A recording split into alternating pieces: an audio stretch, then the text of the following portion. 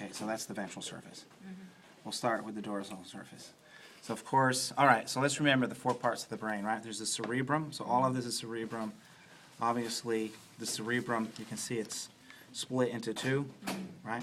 By this is a fissure, right? Deep sulci, or fissure. So this is a longitudinal fissure, subdivides the cerebrum into two cerebral hemispheres. So cerebrum, cerebellum, and then this is the brainstem. And what we cannot see is, what we cannot see is the fourth part, which is what? The midbrain. Diencephalon. Good. You can't see the diencephalon. Okay? All right. So we'll see the diencephalon once I make a mid-sagittal cut. So I'll cut it in half, hopefully. So cerebrum, cerebral hemispheres, cerebellum, brainstem, and then we have these little bumps here, which are called what? See if you can. See, this is the advantage of having had the lecture on Wednesday, which is one of the reasons why I didn't want to bother doing the brain on Tuesday. Gyri, right? And then the little shallow grooves between them, which by the way contain blood vessels. That's why this looks brownish. The brownish structures are blood vessels. Anyway, so those are called what? The sulci. So you have sulci, and then the deeper ones are fissures. This is longitudinal fissure. The only two I want you to know is that one and this fissure here. Yeah, thanks. In fact, thanks a lot, Alan. This is the transverse fissure, okay, which separates the what from the what? Cerebellum and the cerebellum from the hemisphere? cerebrum. Oh, cerebellum. Yeah, the cerebral hemisphere is from the cerebellum. And while I'm looking at it from this angle, superiorly, I always like to pull the cerebellum away from the cerebrum. And you can see there's still, remember, this outer layer that's shiny, that's the pia mater. And here's some pia. Okay. Ain't nobody have no gloves. I have one behind me. You need help. Okay. See these bumps here? These are part of the midbrain. This is the what surface of the midbrain? Dorsal. Okay, this is what we're looking at is the dorsal surface of the midbrain. Okay, I'll be showing everybody. There's 4 bumps, 2 big ones. The bumps are called colliculi. Colliculi. Yeah. See, superior colliculi, inferior colliculi. Superior and inferior colliculi. You see them? Okay. Altogether, they form what's called the corpora quadrigemina. Actually, corpora is plural for corpus. So they are the corpora quadrigemina. Okay? They process, the top ones process visual information, and the bottom ones process auditory information. So corpora, this is what surface of the what? Dorsal surface of the cerebellum. Of the midbrain. Okay. Okay, so now the ventral, and by the way, this here is the spinal cord, right? And then the brain stem. So spinal cord, brain stem. There's 3 parts to the brain stem. We can't see the third, but we can see the medulla oblongata.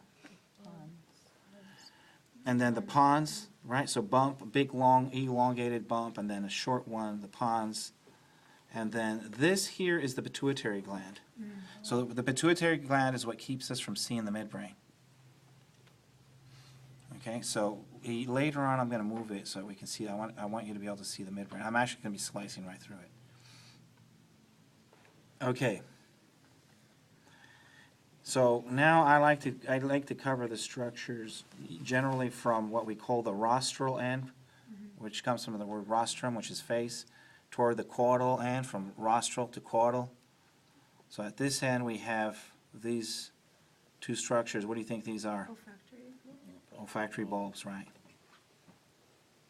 And then here, okay, so what impinges on the olfactory bulbs? What connects to them? Axon. Axons from what? From the fossa. Well, no, but where are they coming from? Fossa.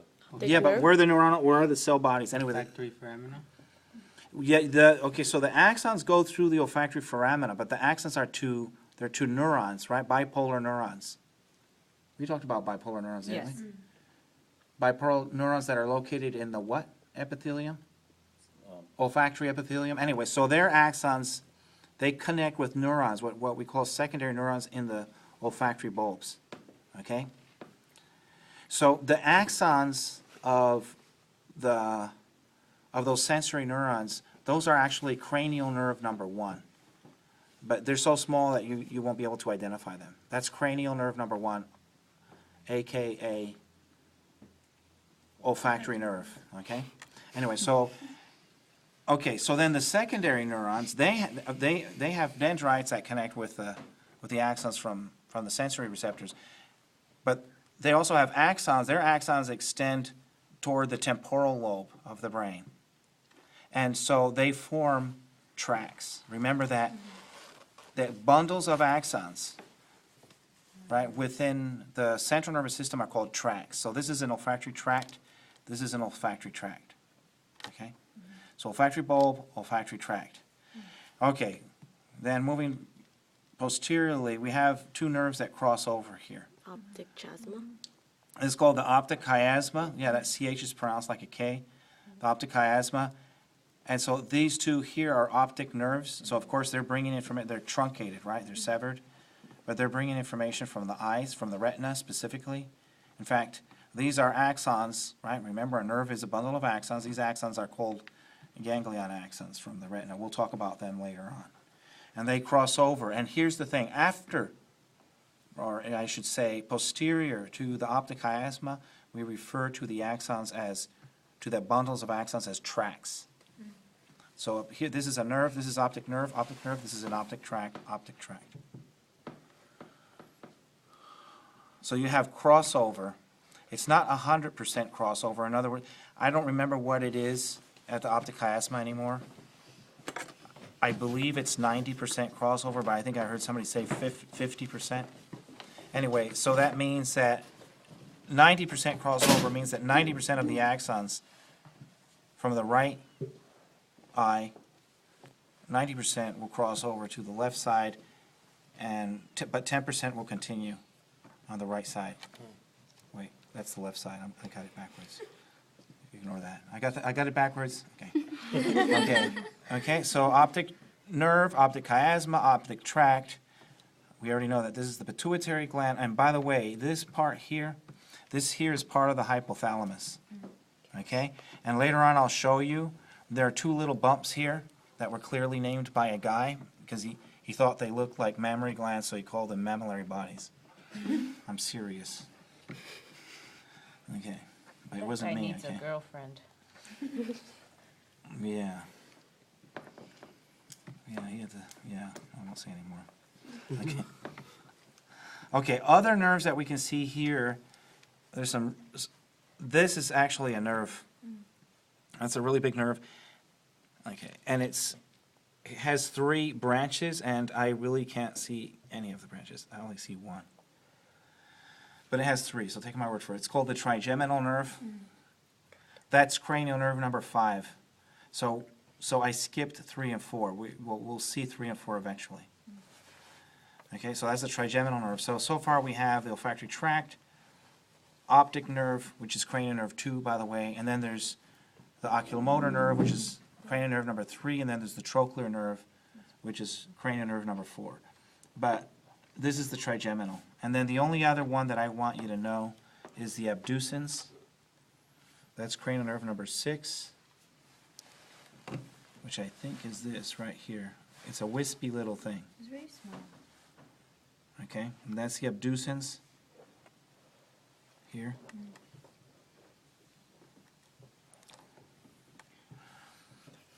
So these nerves, very understandably, they vary in thickness